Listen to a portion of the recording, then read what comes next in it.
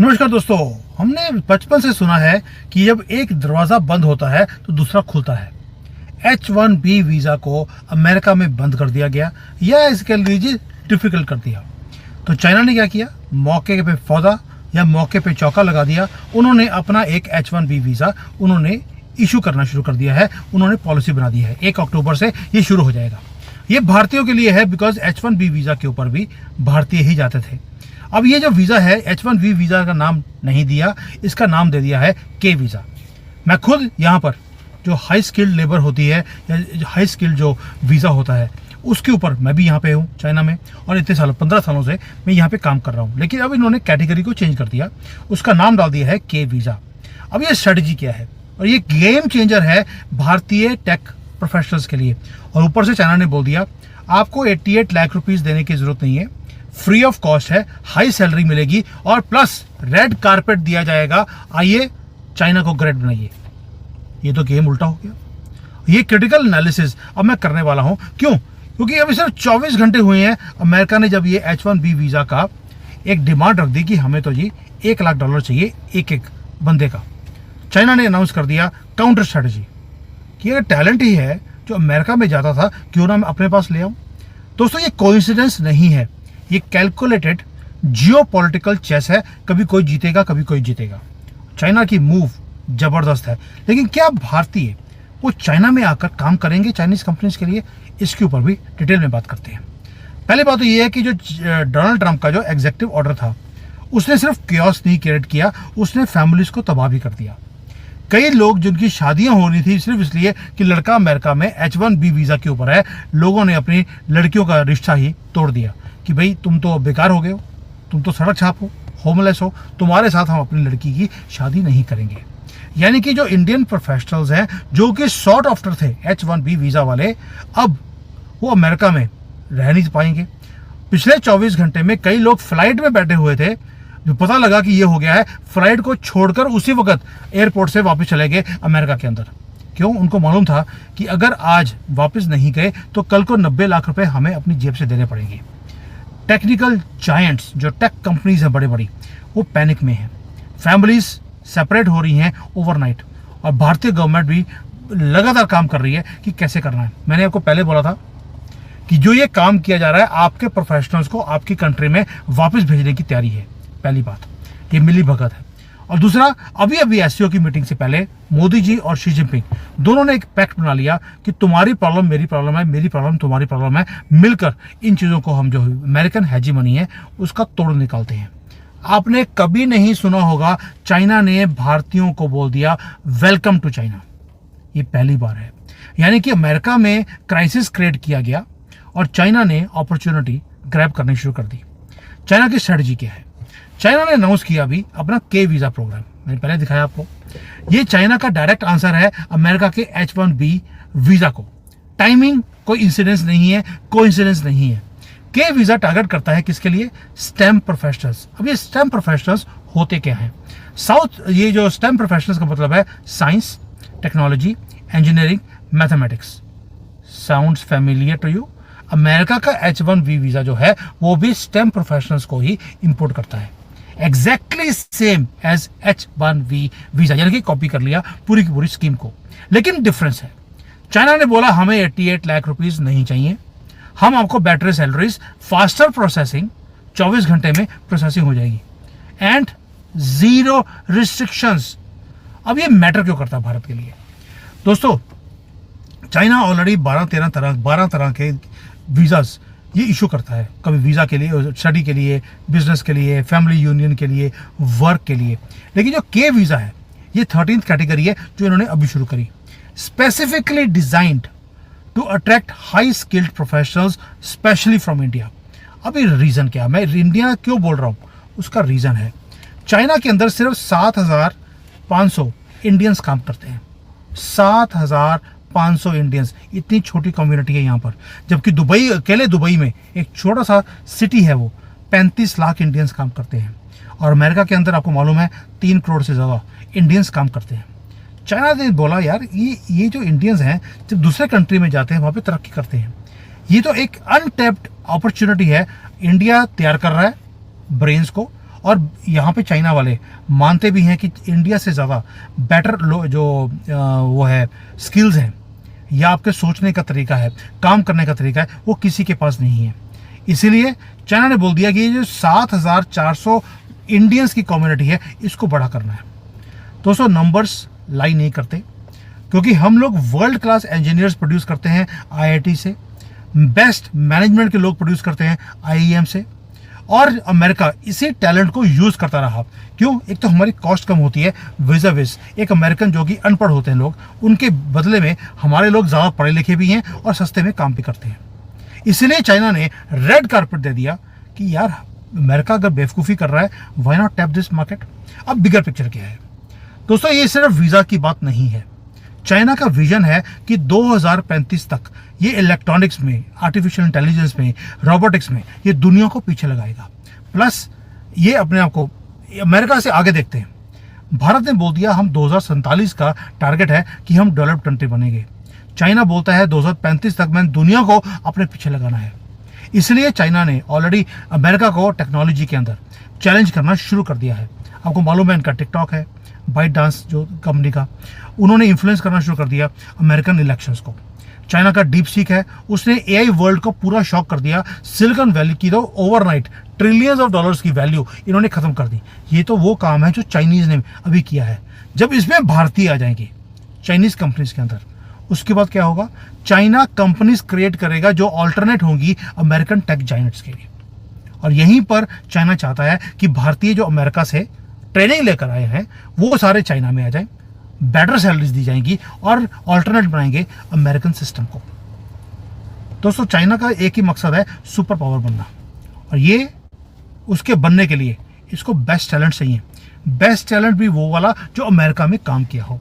आपको याद होगा रिसेंटली अमेरिका ने बैन कर दिया कि जितने भी चाइनीज स्टूडेंट्स हैं उनको वीज़ा दिया जाता है, चाइनीज़ वीज़ा, वहाँ पे फीस भरने के बाद अमेरिका जाते हैं, उसके बाद डिपोर्ट कर देते हैं उनको। क्यों? क्योंकि ये सारे होते हैं सीसीपी के एजेंट, सारी इंफॉर्मेशन वहाँ लेके ये अमेरिका को देते हैं। लेकिन भारतीयों के ऊपर ऐसी कोई सुई नहीं है। भारतीयों ने वहाँ पे पढ़े भी हैं, वहाँ पे काम भी किया हुआ है। अब चाइना बोलता है कि मेरे स्टूडेंट्स को बैन किया जा रहा है, why not take Indian talent. ये पढ़ा लिखा भी है और ये काम भी जानते हैं। तो इसलिए इन्होंने इस सारे के सारे टैलेंट को, अब जो अनवेलकम्ड है अमेरिका में, उनको वेलकम कर लिया चाइना ने। आपदा में अफसर ये होता है, जो भी होता है ये, वो चाइना ने भी ढूंढना शुरू कर दिया। लेकिन चैलेंज है, चैलेंज ये है कि जो भारतीय यहाँ पर आते भी हैं वो अपने आप को सेफ फील नहीं करते, या दे फील कि यार यहाँ पे डेमोक्रेटिक नहीं है, अथॉरिटेरियन है, फ्रीडम ऑफ एक्सप्रेशन नहीं है। आप ओपनली मोदी जी को गालियाँ नहीं निकाल सकते, और राहुल गांधी को जप्पियाँ पप्पियाँ नहीं डाल सकते, कुछ नहीं कर सकते। इंटरनेट ओपन नहीं है, डेमोक्रेटिक इंस्टीट्यूशंस यहाँ पर एग्जिस्ट नहीं करते, तो लोगों को लगता है मुझे वो फ्रीडम नहीं है। फिर यहाँ पे आप अल्लाह अकबर, अल्लाह बकरी, अल्लाह हलाला ये नहीं बोल सकते, वो बंदर वाली टोपी लगा नहीं सकते। तो ये जो सारी चीज़ें हैं जिसके कारण लोग कई बार अनकंफर्टेबल फील करते हैं, क्योंकि चाइना बहुत डिफरेंटली ऑपरेट करता है। एक तो सिंगल पार्टी सिस्टम है, हर चीज़ कंट्रोल्ड है, फिर सोशल मीडिया का एक्सेस नहीं है। अब कईयों को तो आदत है, वो फेसबुक और ट्विटर के बिना रह नहीं सकते, तो उनको थोड़ा सा लगता है कि भाई यहाँ पे काम कैसे करेंगे।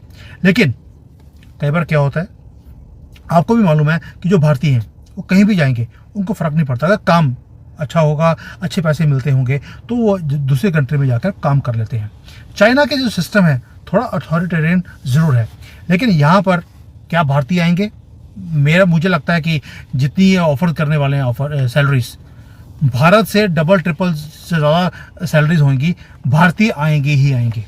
और जो ये लो नंबर्स हैं इंडियंस के करंटली चाइना के अंदर, ये सजेस्ट करता भी है कि जो कल्चरल है, पॉलिटिकल डिफरेंसेस हैं, इसके कारण कई बार लोग यहाँ पे आना पसंद नहीं करते। लेकिन जब सैलरीज बड़े यहाँ पर दी जाएंगी, and believe me salaries are very very good in China, भारतीय आएंगे।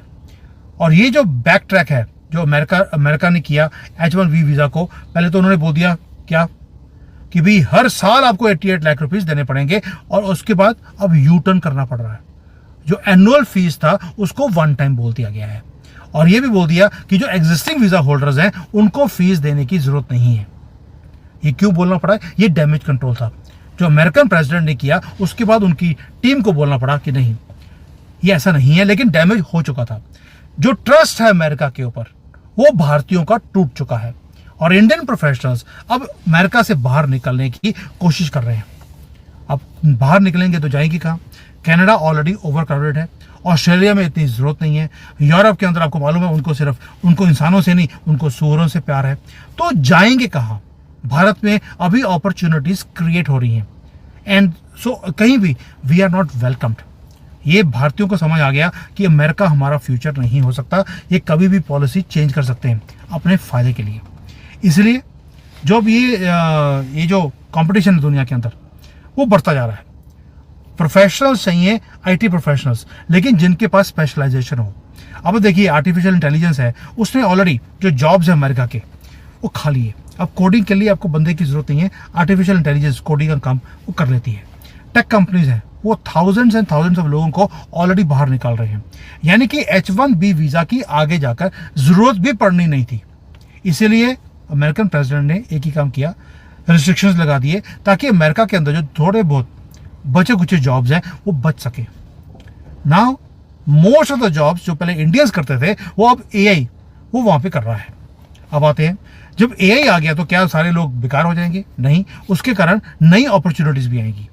कंट्रीज़ जो मास्टर कर रही हैं AI को, जैसे अभी अभी हमने ऑपरेशन सिंदूर में जो सारा ऑपरेशन किया, आपने कभी सोचा है कि वहाँ से ड्रोन आया तो ड्रोन को ड्रोन से मारा, अगर प्लेन आया तो ब्रह्मोस से मारा, अगर उनकी कोई मिसाइल आई तो आकाश सिस्टम से ख़त्म किया।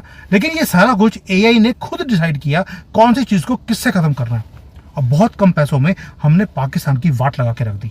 ये AI का कमाल था।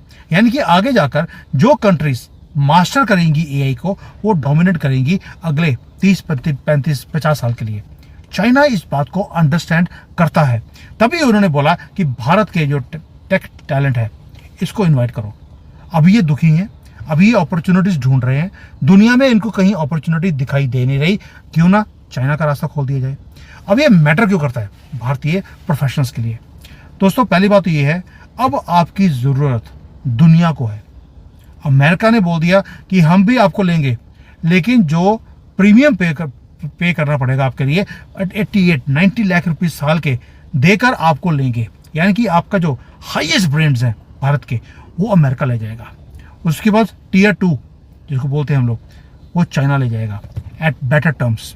UAE, जापान, ताइवान ये सभी बोल रहे हैं, रशिया ने बोल दिया, इजराइल ने बोल दिया हमें भारत का टैलेंट चाहिए। यानी कि दुनिया भर में अब भारतीयों के टैलेंट की अब जरूरत पड़ने वाली है। मैसेज क्लियर है, आप अपने स्किल्स को अपग्रेड कीजिए। Artificial intelligence, machine learning, advance engineering, skilled professionals आपको बनना पड़ेगा। तो उसके बाद आप इंडिस्पेंसेबल हैं, आपको दुनिया में रेड कारपेट दिया जाएगा, जैसे चाइना जैसा दुश्मन कंट्री भी आपको रेड कारपेट दे रहा है।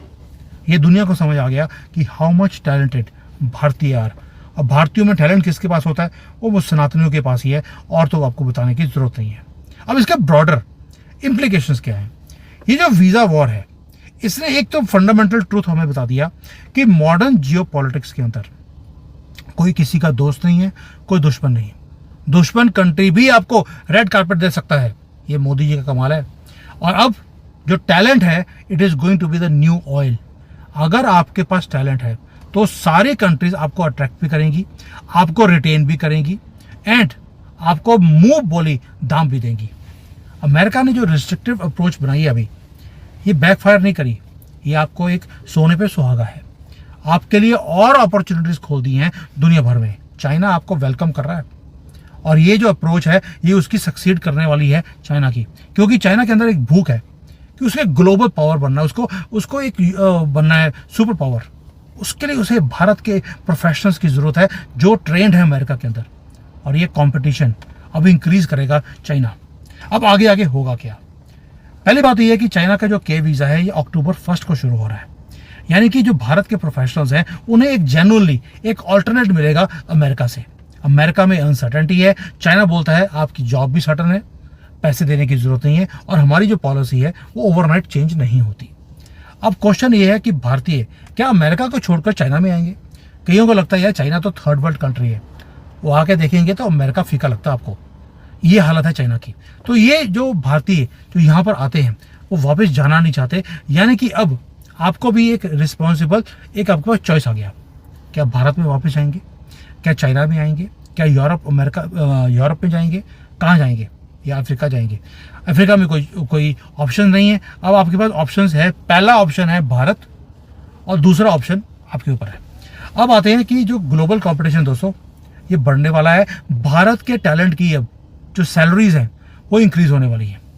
रीज़न है क्योंकि अब जब आपके पास सप्लाई है तो डिमांड उससे ज़्यादा है। अमेरिका ने अपने पैर पे कुल्हाड़ी नहीं मारी, उसने जानबूझकर मारी है वहाँ की बिग टेक कंपनीज को सीधा करने के लिए। और अब चाइना उसी चीज़ को यूज़ करना चाहता है। भारत के लिए भी बिगेस्ट अपॉर्चुनिटी है। मोदी जी ने कल बोल दिया क्या कि जो हमारे जो लोग हैं, हमारे जो पब्लिक है वही देवो भव है। यानी कि अब वो नहीं है कि जो आ गया वो देवो भव है, नो, हमारे नागरिक देव भव है। और ये जो इलीगल्स हैं इनको बाहर निकाला जाएगा, अपने लीगल लोगों को वापस लेके आया जाएगा ताकि भारत को हम भी डेवलप्ड कंट्री बना सके। ये तो एक ऐसा राइट इकोसिस्टम बनाने के लिए डोनाल्ड ट्रंप ने हमारे ऊपर एहसान कर दिया। राइट अपॉर्चुनिटी है, चाइना भी हमें देख रहा है, भारत भी हमें देख रहा है, और राइट इंसेंटिव्स भारत भी दे रहा है, चाइना भी दे रहा है। अब दोनों को कंपेयर करने की जरूरत है। If you are comfortable with little bit of restrictions कि यहाँ पे सोशल मीडिया चलता नहीं है, आपको बोलने की आज़ादी नहीं है, आप कायदे में रहोगे तो फायदे में रहोगे, वो वाला काम है चाइना में। और जो ब्रेन ड्रेन था, अब ब्रेन रिटेंशन होगा, चाइना भी करेगा, आपको रखेगा, भारत भी रखेगा। चॉइस अब आपकी है। बट एक चीज़ याद रखना कि अब आपको अपने स्किल्स वो अपग्रेड करने पड़ेंगे। सिंपल BTech MTech करने के बाद आपको ये कंट्रीज बुलाने वाली नहीं है। If you want to become an asset for the countries and for companies, आपको अपने स्किल्स डेवलप करने पड़ेंगे। और अब आपका स्किल जियोपॉलिटिकल वेपन की तरह वो यूज़ किया जाएगा। चाइना जब आपके भारतीयों को वहाँ पे बड़ी बड़ी कंपनीज एस्टेब्लिश करने के लिए आपको बुलाएगा, आपको लगता है उसके बाद कभी वो भारत के साथ युद्ध करेगा? नहीं करेगा। यानी कि आपके स्किल्स भारत को सेफ रखने वाले हैं। और ये न्यूज़ बताने के बाद जो मुझे खुशी है, एक तो मुझे भारतीय मिलेंगे यहाँ पर और भी ज़्यादा, दूसरा यहाँ पर एटलीस्ट वेजिटेरियन दुकानें खुलनी शुरू हो जाएंगी जब भारतीय आएंगे, तो दोनों में फ़ायदा हमारा भी है। दोस्तों थैंक यू, जय हिंद।